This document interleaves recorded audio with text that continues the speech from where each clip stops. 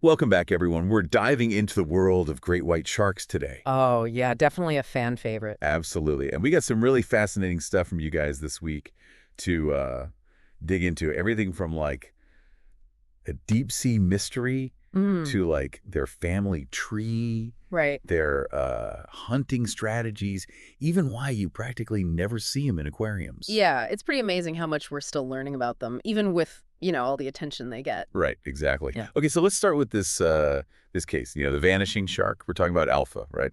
The one they were tracking off the coast of Australia. Yeah, back in 2003, scientists tagged him and were recording everything: depth, temperature, location, everything. Wow. Hoping to follow him for at least a year, but Yeah. the tracker, it actually washed ashore after like only 4 months. Oh, so a detached tracker, that usually doesn't mean good news for the shark. No, not usually. At first, they, thought maybe the tracker just malfunctioned, Right. but the data told a whole different story.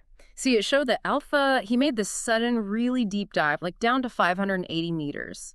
And that's way deeper than great whites usually go. Oh, wow. Yeah. And then there's this chilling detail in the data. The temperature readings, they suddenly spiked, Hmm. suggesting that Alpha was, well, engulfed by something a lot warmer than the water around him.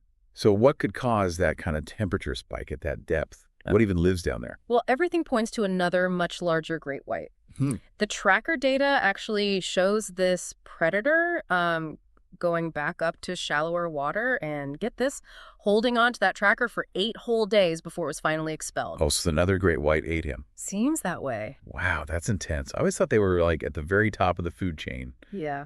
Nothing really preying on them except maybe orcas. Yeah, a lot of people think that. But great whites, especially the younger ones, they can be vulnerable to, well, bigger members of their own species. This whole incident with Alpha, it really highlights this phenomenon. It's called intrudering cannibalism. Intrudering cannibalism. That sounds pretty intense. Yeah, it is. In some shark species, the embryos that hatch first inside the mother's womb, they actually they eat their siblings. Wow. It's a survival strategy, Only the strongest make it out. Might sound horrifying, but it shows how fierce the competition is in their world. Over 1,500 species do that. Oh, That's wild. Okay, well, speaking of family trees, let's talk about Megalodon for a second. oh I yeah? always thought those giant prehistoric sharks were the direct ancestors of great whites, because of the teeth. Right, right. Shark skeletons are mostly cartilage, which doesn't fossilize well, so the teeth are really all we have to go on. Right. And when you see a megalodon tooth, I mean, some of them are over 20 centimeters long. That's huge. It's easy to imagine a giant great white. I can't even imagine a jaw big enough to hold a tooth like that. Well, imagine a shark up to 20 meters long, 3 times the size of a big great white. Oh, wow. No wonder people thought they were related. Right. So what changed? How'd they figure out Megalodon wasn't a direct ancestor? They found this fossil in 2009, the Hable shark, they called it. Okay. And it dates back millions of years and turned out to be a much closer relative to the modern great white. So that kind of threw a wrench in things. Wow. They had to reclassify the great white and megalodon into separate branches of the evolutionary tree. So if they're not directly related, why similar Oh. teeth? They both have that, that iconic triangular shape, the serrated edges. Right, well, that's convergent evolution for you. When two unrelated species face similar environmental pressures, they can evolve similar traits. Megalodon and great whites, they both evolved to hunt large marine mammals. Oh, right. And those serrated, blade-like teeth are just perfect for that job. So it's like function driving form. Exactly. That's fascinating how evolution comes up with these similar solutions, even in species that aren't even closely related. Yeah, it's really amazing. It speaks to the power of natural selection and adaptation. Absolutely. Okay, so let's move on to how these amazing predators actually hunt. Okay. I mean, everyone knows great whites are at the top of the food chain, Right. second only to orcas, and their size, those rows of razor-sharp teeth, it's pretty intimidating. Hmm. But is it all just brute force? Not at all. Great whites are smart hunters. They adapt their strategies depending on the prey. For agile prey, like seals and dolphins, they use the element of surprise. They lurk below and then launch themselves upwards with incredible speed, Wow. often knocking the prey unconscious with the initial impact. Like an underwater ambush. Yeah, exactly. Well, what about when they're going after bigger prey? like elephant seals. They can't just knock those out with a headbutt. You're right. Mhm. For the larger, tougher prey, they use a different technique. We call it exsanguination. Exsanguination. Sounds kind of grim. Well, it is, kind of. They target the tail area, delivering a powerful bite to cause massive blood loss. Oh. And that weakens the animal, making it easier to subdue. So it's a strategic attack. They're not just going for the biggest bite possible. Yeah. They're aiming for a specific area to disable the prey. There's a lot more intelligence behind it than most people realize. Absolutely. Their hunted techniques are a combination of physical power and really calculated strategy. There's actually footage from 2023 of a great white using this technique to kill a 10-meter humpback whale. A humpback whale.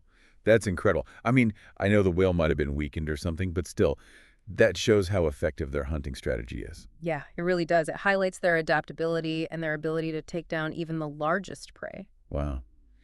So we've seen how well they thrive in the wild, but what about captivity? Have you ever seen a great white in an aquarium? No, I haven't. And there's a good reason for that. Great whites are notoriously difficult to keep in captivity. I'd even say impossible. Really? What makes them so unsuitable for aquariums? You'd think with a big enough tank. Oh, it's way more complicated than just tank size. There are three main factors. Their migratory nature, their unique breathing system, and the fact that they have a hard time perceiving glass walls. Oh, interesting. Yeah. Okay, so let's start with their migratory nature. How does that affect their ability to live in an aquarium? Well, remember Alpha's journey. Great whites can travel thousands of kilometers in just a few months.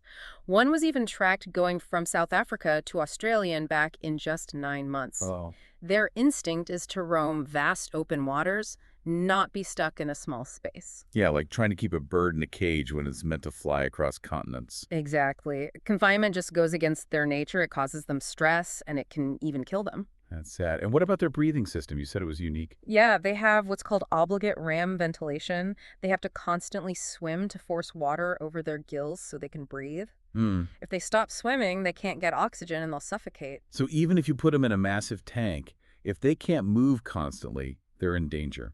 Exactly. It's not just about space, it's about being able to move the way they're meant to. And then there's the whole issue of glass walls. Wait, they can't see glass. I thought they had incredible senses. They do have great senses, but their vision, their smell, even their electroreception, which lets them sense electrical fields, none of that works to detect transparent barriers. So they just swim right into the walls. Pretty much, it leads to disorientation, stress, and even injuries. Oh, that's awful. It must be like bumping into invisible walls constantly. Yeah, exactly. So no SeaWorld for great whites then. It's clear that captivity just doesn't work for them. You got it. There are some animals that just belong in the wild, and great whites are definitely one of them. So it's like their adaptations make them amazing predators out in the open ocean, but also make it almost impossible to keep them in captivity. Yeah. It's kind of interesting. Okay, well, I want to shift gears a little bit and talk about their reputation, the whole man-eater thing. How much of that is really true? Well, it's true that great whites have attacked humans, but their reputation as these, mindless killing machines, it's really blown out of proportion by Hollywood and the media. I mean, Jaws definitely didn't help. No, not at all. That movie really scared a lot of people. For sure. But honestly, great white attacks are statistically rare, Yeah. especially when you think about how many people are in the ocean all the time. That is true, but it still doesn't really explain why they would bite a human in the first place. I mean, we're not exactly their usual prey. Right, and most experts think these bites are just cases of mistaken identity. They're often exploratory bites. Hmm. Sharks use their mouths to investigate things, kind of like we use our hands. Oh, okay. So in murky water, or if they're looking up from below, a human splashing around on the surface could look a lot like a seal or a big fish to them. So they're basically just taking a nibble to see what we are? Pretty much, yeah. Yeah. Unfortunately, though, for a human, that little exploratory bite can be pretty bad news. Their jaws are incredibly powerful. They're designed to tear through blubber and bone. Right. It's kind of like a taste test gone wrong. You could say that. But if it's really a case of mistaken identity, why don't they figure out that we're not seals after that first bite? Well, their senses are really sharp, but they work differently from ours. Their vision's adapted for low light, and they rely a lot on smell, vibrations, and electroreception to find their prey. Okay. So A human in a wetsuit might actually register pretty similarly to a seal in those first few moments. It's kind of like sensory overload for the shark. So it's less about them seeking us out, more about a sensory mix-up. Exactly. Their behavior is all about instinct, and they gotta eat. Humans just aren't a regular part of their diet. That makes sense, but I don't know. Knowing that doesn't exactly make me feel any safer getting in the water. Well, of course, it's statistically rare, but the risk is always there. Understanding their behavior is really the first step in, figuring out how to coexist with them. Right, yeah. Speaking of coexisting, I'm curious about their social lives. Yeah. Do they just like roam around solo, or do they ever interact with each other? Well, for a long time, everyone thought great whites were solitary creatures, only Yeah. coming together to mate or compete for food.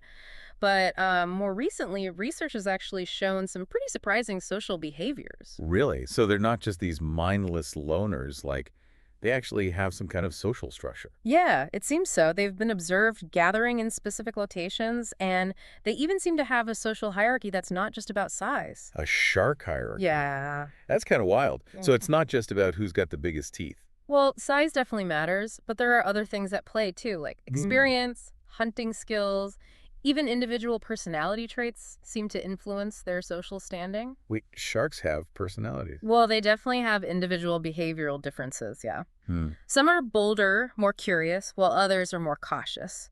Some are super aggressive hunters, others are more opportunistic. And those differences can affect their interactions with each other and how successful they are at hunting. So it's like there's this whole complex underwater society that we're just starting to understand. Exactly. Figuring out those social dynamics is really important for conservation. If we're going to protect them, we got to understand how they interact with each other and with their environment. Right. And speaking of their environment, we talked about their migrations. Why do they travel such huge distances? Is it all about finding food? Food is a big part of it, but it's not the only reason. They also migrate to breeding grounds or to give birth in warmer waters. It's like Yeah. this balance between finding enough to eat and making sure their offspring survive. I bet tracking those migrations is a huge challenge. The ocean's a big place. It is. Researchers use all sorts of methods: satellite tags, acoustic tags, even photo identification. Hmm. It's like detective work. You're putting together all these clues to figure out where they're going and why. That's cool. So what have they found so far? Any big discoveries? Yeah, actually, one of the most interesting findings is that great whites from different populations sometimes all gather in the same specific spots. Like it's their version of Grand Central Station or something? Yeah, kind of like that. They're interacting and maybe even sharing information about prey or breeding grounds. Wow. It's a really fascinating glimpse into their social behavior. That's amazing. Hmm. It seems like we're learning so much more about these creatures than we ever thought possible. Yeah. But I have to ask, what about the future for great white sharks? What are the biggest threats they're facing these days?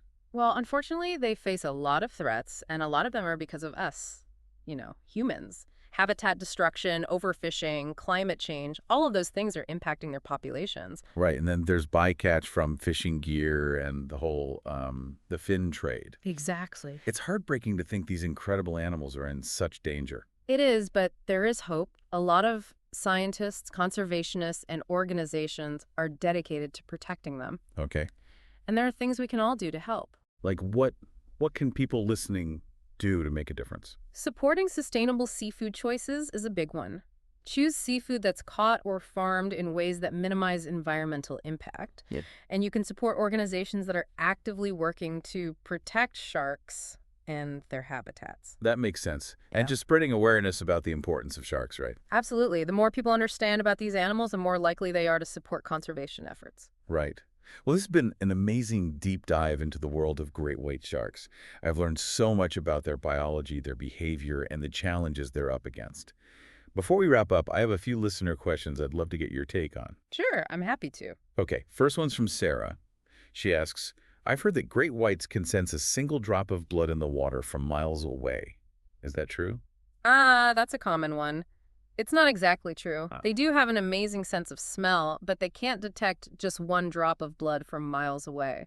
It's more about following a scent trail. Think of it like a directional sense. It's guiding them toward a plume, not zeroing in on a single molecule from super far away. So it's more like following a breadcrumb trail than having some kind of superhuman sense of smell. Yeah, pretty much. They can detect scents from a good distance away, but not to the extent that people sometimes think. Well, that clears that up. Our next question is from Michael, who asks, why do great whites roll their eyes back when they attack? Is it because they're bloodthirsty or something? Well, that eye rolling is actually a protective thing, not a sign of bloodlust. Oh, They have something called a nictitating membrane. It's a third eyelid that covers their eye when they attack to protect it from getting injured. so like built-in safety goggles. You could say that. It's a really cool example of how they've evolved to be such effective hunters. That's awesome. Okay, last question. This one comes from Emily. She asks, is it true that great whites can jump completely out of the water like they do in movies? Ugh, the classic Jaws jump. Well, great whites are powerful swimmers, and they can breach the surface, those full body leaps. Those are more typical of other shark species, like makos and spinners. Oh, interesting. So Hollywood took some creative liberties there. Yeah, definitely. But honestly, even without the dramatic leaps, great white sharks are still pretty incredible. For sure. Well, it's been awesome diving into their world with you today. Thanks for sharing your expertise. It's been my pleasure. Always happy to talk about these amazing animals. It's been amazing exploring the world of great whites, right? Mm. Uncovering these like mysterious disappearances, their family tree, even debunking some myths about how they hunt and behave. It's crazy how much we're still learning about them. I know, right? It really makes you wonder, especially with creatures as magnificent as great whites. Speaking of the unknown, I'm curious about the future of research. Yeah. What are scientists focusing on right now when it comes to great whites? Well, one thing that's really got people excited is their cognitive abilities. For years, we thought sharks were just driven by instinct, but some new research suggests that they might be capable of, like, way more complex thinking than we ever imagined. So more than just hunting and migrating, they could be like problem solvers or learners. Exactly. There are studies happening right now looking at things like their spatial memory, their ability to learn new things, and even their social intelligence. Wow, that's incredible. What kind of experiments are they doing? Well, some researchers are using mazes and puzzles to see how they navigate and solve problems, and others are just observing them in the wild to, like, decode their social interactions and communication. It's amazing to think we might barely even understand their true potential, Yeah, and it's important for conservation, too. right? If we know more about their cognitive abilities, we can do a better job protecting them and their habitats. Makes sense. We talked about a lot of the threats they face, but what about the good news? Any like positive stuff happening in terms of conservation? Oh, absolutely. There's been this global movement to protect sharks, and great whites are definitely Oh, benefiting. that's good to hear. Like what are some examples? Well, a lot of countries have put fishing rules in place to, reduce bycatch and protect shark Oh, yeah. populations. There are also more and more marine protected areas where fishing is limited or banned completely, which gives sharks safe spaces to, just be sharks. That's great. What about the demand for shark fin soup? Is that still a big problem? It's still a problem, but it's getting better. Awareness campaigns are working and people are changing their minds about it. In some places, the demand for shark fin soup is actually going down. Oh, wow. And there's been a global push to stop shark finning, which is, incredibly cruel. Yeah, absolutely. It sounds like there's a lot of positive stuff happening around shark conservation, which is awesome. There is. But we gotta remember that it's an ongoing thing. We can't get lazy about it. They still face a lot of challenges, and we need to keep fighting for them. I agree. Well, this has been an amazing journey into the world of great white sharks. We've learned so much about them, from their biology and behavior to, the threats they're facing and all the cool conservation efforts happening around the world. It's been great to share my knowledge and my passion for these amazing creatures. And to everyone listening, we hope this deep dive has given you a new appreciation for great whites.